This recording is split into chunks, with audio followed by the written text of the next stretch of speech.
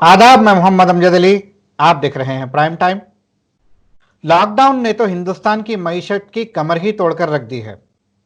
Unplanned and unsupported lockdown की वजह से कई एक तबकात मुतासिर हुए हैं। वहीं पर असातिज़ा तो बहुत ज़्यादा मुतासिर हुए हैं, बिलखुसूस छोटे खानगी स्कूल्स के असातिज़ा, जिनका पहले से ही कोई मुशाहिरा खातिर ख्वाह नहीं हुआ करता था। अब लॉकडाउन की वजह से तो स्कूल्स को फीस वसूल ना होने की वजह से बिल्कुल ही बंद होकर रह गया है। जैसा कि हम सब जानते हैं, असातिज़ा कोई भी समाज की तामीर के लिए वालिदैन के बाद सबसे ज़्यादा कलीदी रोल अदा करते हैं। जहां पर असातिज़ा ना हो या फिर कसम पुरसी की हालत में हो, वहां के समाज का क्या हो सकता है, इसका आप अंदाज़ा लगा सकते हैं। ऐसे मुतासिरा असातिज़ा की हालत को बेहतर बनाने के लिए फलाही इदारों का इदारा कॉन्फेडरेशन ऑफ वॉलंटरी एसोसिएशंस कोवा एक पहल करता है इन असातिज़ा की मदद करने के लिए। वो एक फार्मूला तैयार करते हैं। ये फार्मूला क्या है, ये जानने के लिए हमने दावत दी है कोवा के बानी व एग्जीक्यूटिव डायरेक्टर जनाब सैयद मजहर हुसैन को। मजहर साहब, आपका बीबीएन चैनल पर खैर मकदम है। बेहद शुक्रिया साहब। अस्सलाम वालेकुम आपको भी और वालेकुम सारे सलाम। देख रहे हैं ये प्रोग्राम, सबको हमारा सलाम। जी, मजहर साहब, ज़रा इब्तिदान आप कोवा के ताल्लुक से ज़रा सी जो है ब्रीफ इंट्रोडक्शन दीजिए। सब कोवा जो है कॉन्फेडरेशन ऑफ वॉलंटरी एसोसिएशन, एक नेटवर्क है, नेशनल नेटवर्क है जो कम्युनल हार्मनी और कम्युनिटी एम्पावरमेंट पे हिंदुस्तान में काम करता है और पीस और पीपल टू पीपल कांटेक्ट बनाने के लिए साउथ एशिया में अपने जो 7 कंट्रीज है साउथ एशिया के, उनके साथ काम करता है। जी। तो बेसिक फोकस ये कम्युनल हार्मनी, फसादात रोकने करने का हैदराबाद में हम शुरू किए थे 1995 में, और आज अल्लाह की वजह से हिंदुस्तान में भी कई जगहों पे और साउथ एशिया में, जैसे मैं अर्ज किया, काम कर रहे हैं। और जी। अपार्ट फ्रॉम कम्युनल हार्मनी, हमारा एक और जो मकसद है वो लोगों में जो है एम्पावरमेंट लाना, उनकी जो सिटीजनशिप, उनका जो वो है अंडरस्टैंडिंग है, वो बढ़ाना और उनको मदद करना उनके हुकूक हासिल करने के लिए सोसाइटी से। बहुत अच्छे। जैसा कि आपने बताया कि ये कम्युनल हार्मनी के लिए है, तो ये तो सबसे अच्छी बात है। हिंदुस्तान जैसे कॉम्पोजिट कल्चर वाले मुल्क में अगर कम्युनल हार्मनी बरकरार रहे तो हम मईशत को कहाँ से कहाँ ले जा सकते हैं। हिंदुस्तान तरक्की के दिन ब दिन नए जीने तय करता जाएगा। तो मजहर साहब, अब मौजूदा हालात में आपके फोकस एरियाज क्या क्या हैं? देखिए, जैसे ये लॉकडाउन शुरू हुआ 15 मार्च से, और कोई हम इतना नहीं समझे कि इतना, आंध्र प्रदेश तेलंगाना में 15 मार्च को जो है डिक्लेयर किए थे, इफ यू रिमेम्बर। और नेशनल लॉकडाउन 3 हफ्ते का जो है वो 22 मार्च से अनाउंस हुआ था। तो अब 22 मार्च के बाद थोड़े दिन तो हम खामोश बैठे, बट जैसे अप्रैल की तरफ जा रहे थे, हमको पता समझ में आ गया कि ये जो लंबा चलने वाला है, ये जो है बहुत आसानी से एक 2-3 हफ्ते में खत्म नहीं होगा। और फिर हम क्योंकि जुड़े हैं ग्रास रूट से भी, कोवा एक और एक जो सेक्शन के साथ काम करता है वो रेफ्यूजीज है। बहुत कम लोगों को मालूम है कि हैदराबाद में जो है 12 मुल्कों से 5,000 के करीब रेफ्यूजीज रहते हैं, जिसमें सबसे ज्यादा रोहिंग्या रेफ्यूजीज करीब 4,000 है, और 11 दूसरे कंट्रीज से जो है आपको 800-900 रेफ्यूजीज है, जिसमें आपको Somalia, Sudan, Iran, Iraq, Palestine, Afghanistan वगैरह जो है इसमें आते हैं। तो अब हम जो है, जैसे हमको समझ में आया कि जो है ये ज़रा लंबा चल रहा है और बाहर नहीं निकल सक रहे हैं, तो हम पहले जो है रेफ्यूजीज के साथ हम जो है काम शुरू किए। हम उनको रेशन किट्स प्रोवाइड करने लगे, क्योंकि बिल्कुल ही बाहर वो पूरे तकरीबन वो डेली वेज में रहते हैं वगैरह। तो वो एक हम काम शुरू किए रेफ्यूजी फैमिलीज के साथ। फिर उसके बाद हम देखे कि भाई कुछ ये भी आपके माइग्रेंट वर्कर्स का भी जब तक का इशू आ गया था, तो माइग्रेंट वर्कर्स को भी जो है खाने के लिए मुश्किल था वगैरह, तो उनके लिए भी हम जो है वो शुरू किए थे। अब इसमें हम जो है कुल मिला के इन नक्शल, हम रेफ्यूजीज, माइग्रेंट वर्कर्स और थोड़े गरीब तबकात जो हैं, उनके लिए हम 2,500 फैमिलीज के लिए हम रेशन किट सप्लाई किए, जो कि 1.5 से 2 महीने चले उतना। और फिर हम साथ में जो है अबाउट 72,000 कुक्ड मील्स सप्लाई किए, अच्छा। मोस्टली वर्कर्स को, और उसमें जी अल्लाह के वजह से 500 जो है माइग्रेंट वर्कर्स को रमजान में, माइग्रेंट वर्कर्स और उनकी फैमिलीज को रमजान में सहरी और इफ्तार का भी इंतजाम करे, हम्म क्योंकि उनको बड़ा मुश्किल था, तो खाने को ही नहीं था। हम्म सहरी इफ्तार देने की वजह से वो जरा अपने रोजे वगैरह इबादत पाबंदी से बराबर कर सके। अब जी उसके साथ जो हम जो चीज किए हैं वो end of March, 29 March I remember, जब जो है माइग्रेंट वर्कर्स का इशू सामने आ रहा था, तो हम गवर्नमेंट ऑफ तेलंगाना को एक रिप्रेजेंटेशन दी और व्हाट्सएप ही भेजा मैं सीनियर ऑफिसर्स वगैरह को कि भाई ये माइग्रेंट वर्कर्स को खाने के लिए नहीं है, और गवर्नमेंट अनाउंस करी है, दूसरे जो रेशन कार्ड होल्डर है, जब तक अनाउंसमेंट आ गया था कि 12 किलो चावल और 500 रुपए जो है हम एक एक फी का देंगे एक एक फैमिली को जी डायरेक्ट बेनिफिट ट्रांसफर। तो हम ये बोले कि भाई ये आप माइग्रेंट वर्कर्स के पास राशन कार्ड तो नहीं रहता, यहाँ पे रहा भी तो उनके गांव में रहेगा, तो यहाँ पे जो है उनका जो आधार कार्ड है वो आधार कार्ड को बेस बना के आप जो है, क्योंकि उसमें एड्रेस गांव का रहता है उनके, हम्म बिहार जो भी है, उसके बेसिस पे आप जो है इनको भी जो है टेम्पररी रेशन देना शुरू करिए। तो अच्छा इमीडिएटली जो है गवर्नमेंट ऑफ तेलंगाना की तरफ से, खुद चीफ मिनिस्टर की तरफ से अनाउंसमेंट आया, और अल्लाह की वजह से 3.5 लाख से ज्यादा हम्म माइग्रेंट वर्कर्स की फैमिली जो तेलंगाना में थे उनको जो है ये 2 महीने तक का ये रेशन भी मिला है।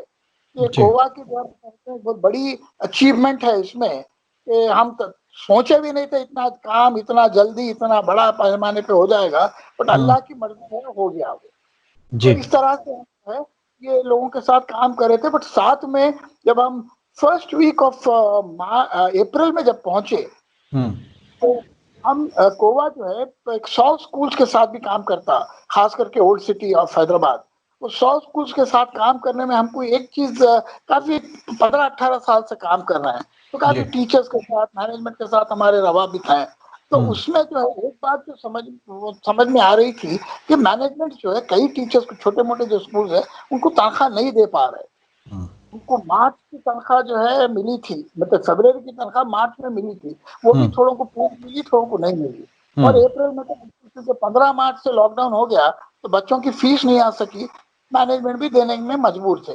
ये छोटे स्कूल्स की बात करो, बड़े बड़े स्कूल जैसे हैदराबाद पब्लिक स्कूल है, ओक रिच है वगैरह, इनके पास तो अपने बहुत बड़े सरमाए रहते, कॉर्पस फंड रहता, उसमें से शायद अभी भी दे रहे हैं वो उनको। ओके तो ये टीचर्स का जो है हम ये देखें कि ये लोअर मिडिल क्लास के इनकी तनख्वाहें जो है मतलब 5,000 से लेके 15,000 तक होती है। इवन जो लोअर क्लास को जो पढ़ाते हैं, लोअर केजी फर्स्ट वगैरह, इनको तो सिर्फ 5-6 हजार रुपए तनख्वाह मिलती है। हम्म तो इस प्रकार की जो प्रॉब्लम जो हुआ वो लोगों को जो है खाने के लिए जरा मुश्किल जो हो रही थी, तो सबसे पहले हम जो है एक कुछ टीचर्स को 100 के करीब 125 के करीब टीचर्स को हम जो है एक 5-5 हजार रुपए हम प्रोवाइड करते हम्म हमारे बैंक ट्रांसफर, कि भाई आप इसमें 2 महीने का गल्ला लेके आके डाल लीजिएगा, और हम्म ये आपका जो है अप्रैल और मई का निकल जाएगा, जून में हम्म फिर इंशाल्लाह स्कूल खुलेंगे और जब आप ये कर ले सकते। कि हम कभी भी ऐसा नहीं समझते थे इतना लंबा चलेगा ये, समझ रहे थे कि जून तक जो है फिर शुरू हो जाएगा एंड ऑल दैट। तो जी वो हम कुछ समझते, उसके बाद हम जो रियलाइज करे कि ये जो है इसमें सिर्फ 5,000 रुपए देने से हटके आप जो फॉर्मूले की बात करें, एक हम्म फॉर्मूला में कई फॉर्मूले करना है इसके ऊपर, अच्छा तो प्रॉब्लम होता है कि वो जो है एक फॉर्मूले से शायद नहीं जाएगा, वो भी हम्म कोरोना वायरस से, ये भी प्रॉब्लम वो डीट है। अच्छा जी तो इसमें जो है हम पहला तो ये 5-5 हजार का किए, उसके बाद हम्म फिर कुछ जो है हमको जो है एक आइडिया आया कि भाई एक 10-5 के बजाय अगर हम 10,000 रुपए एक टीचर को देते हैं, हम्म क्योंकि उनको तनख्वाह नहीं मिल रही, तो किसी के सामने हाथ नहीं फैला सकते, लोअर मिडिल क्लास के हैं और जी उनका मिडिल क्लास समझते हैं, उनकी अपनी इज्जत रहती है, उनकी मतलब सेल्फ रिस्पेक्ट रहता है, तो वो उसमें जो है भूखे मर रहे हैं मगर कहीं दे पूछ नहीं सकते। तो हम्म हम जो है दूसरा जो है उनको कुछ लोगों को हम कुछ रेशन किट भी सप्लाई किए सबके जी टीचर्स को, और जी साथ में और एक थर्ड जो हम इनिशिएटिव शुरू किए, 10,000 रुपए जो है हम सोचे कि भाई एक एक टीचर को हम देंगे, हम्म उनकी सैलरी का उनको समझिए 10,000 सैलरी है उनकी, 6 महीने सैलरी नहीं मिल रही है उनको, और हमारे हिसाब से आज जो है सितंबर तक उनको सैलरी मिलने वाली नहीं है, 6 से 7 महीने तक सैलरी उनकी जिंदा रहना।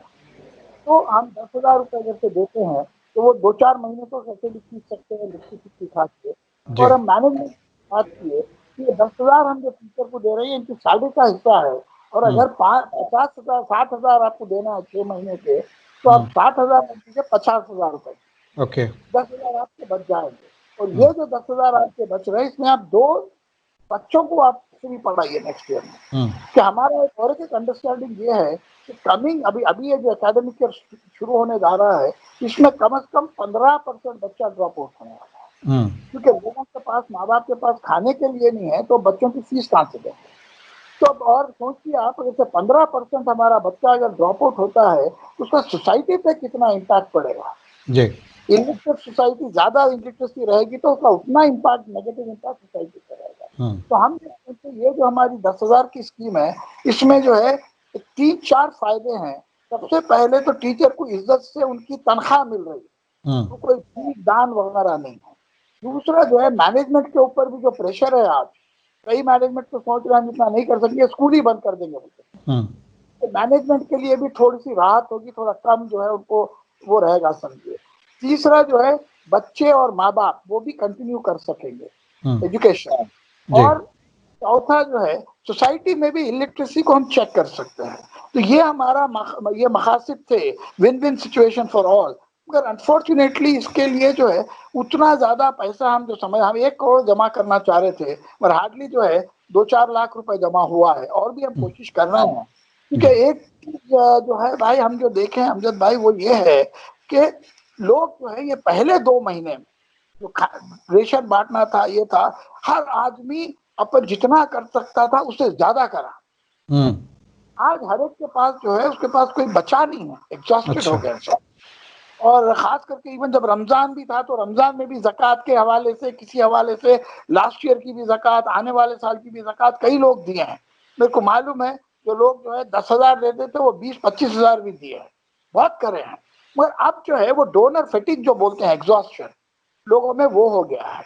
तो एक ये भी इशू आया है। मगर ये हमारे जो लोअर मिडिल क्लासेस हैं, टीचर ही नहीं, दूसरे जितने सर्विस सेक्टर में आप देखेंगे, शायद ये जो ट्रैवल एजेंसीज में काम करते हैं कई लोग, आपको हैदराबाद में कई 100 से लोग थे होंगे जो आपको हज और उम्रा के कराने में जो है आप लगे रहते थे। उनकी रोजी रोटी हज और उम्रा करवाने में रहती। अब वो हज और उम्रा तो बंद हो गया, अभी 1-2 साल नहीं रहेगा। तो पूरे जितने ट्रैवल एजेंसी उसमें काम करते थे, वो लोगों को निकाल दिए। उनका क्या होगा? इसी तरह कई ऐसे जो लोअर मिडिल क्लास के जो हैं, उनकी फैक्ट्री ही बंद है, मॉल में बच्चे हैं। जी मदर साहब, जैसे कि आपने बताया कि रमज़ान के महीने में काफ़ी कुछ दे चुके हैं और वो एग्जॉस्ट हो चुके हैं। मेरे ख्याल से एक और वजह ये भी हो सकती है कि अभी तो स्कूल्स खुलने की कोई सबील ही नहीं है, अभी कोई ऐसे चांसेस ही नहीं है। तो हो सकता है 0 ईयर हो जाए, तो शायद इस वजह से भी लोग आगे नहीं आ रहे हैं हेल्प करने के लिए। नहीं, देखिए 0 ईयर होने के चांसेस है। लोग टीचर्स को 0 ईयर की वजह से नहीं है, बल्कि और ज्यादा मुस्तैक रहेंगे वो अगर 0 ईयर होता है तो। मगर लोगों की बेबसी है। भाई वो लोग जो देते थे पैसे, उनकी जो है, उनकी खुद नौकरी जो है दांव पे लगी हुई है। कई लोगों की नौकरियां चले गए, या उनको अपनी नौकरी का जो है वो नहीं है, आपके गारंटी नहीं है रहेगी या नहीं रहेगी। और उनको जो है कई तो मैक्सिमम काफी पैसे इंडिविजुअल डोनेशन वगैरह से भी आते थे। अब इसमें जो सरकारी नौकरी में जो है लोग, उनको जो है 50% मिल रही थी पिछले 3 महीने से। तो अब वो 50% में वो जिएगा या डोनेशन देगा वो? तो वो भी, तो वो एक इशू था। तो बहरहाल कुल मिला के ये है कि अब और आगे भी जहाँ पे लोगों के डोनेशंस कम कम होते चले जाएंगे, उसी तरफ लोगों की जरूरतें बढ़ती जा रही है, बढ़ती जाएंगी। क्योंकि एक बात ये है, जितने भी लोअर मिडिल क्लास या सर्विस सेक्टर के जो लोग थे, हम क्योंकि काफी क्लोजली उनसे इंटरेक्ट कर रहे हैं, पहले 1-2-3 महीने में एक तो उनके पास छोटा मोटा 5-10 हजार कुछ भी किसी वजह से सेविंग थी, वो सेविंग खा लिए। छोटा मोटा जेवर कुछ तो एक छोटा मोटा रहता, एक तोला 2 तोला जो भी था, वो भी जो है वो बेच दिए कई लोग।